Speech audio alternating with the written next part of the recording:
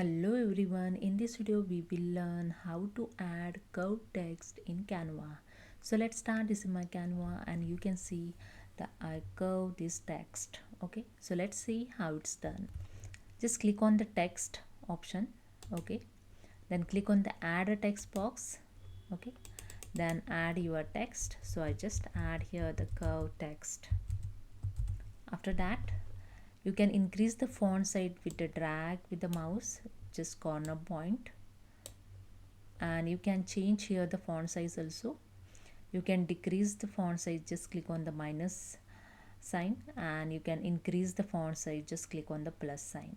Okay, you can manually edit also this font size. Okay, after that I change the text color, just click on it and select the color those you want. First select the text. Okay, then go to the text color, then click on the text color, then select the color. Okay, see the changes over here.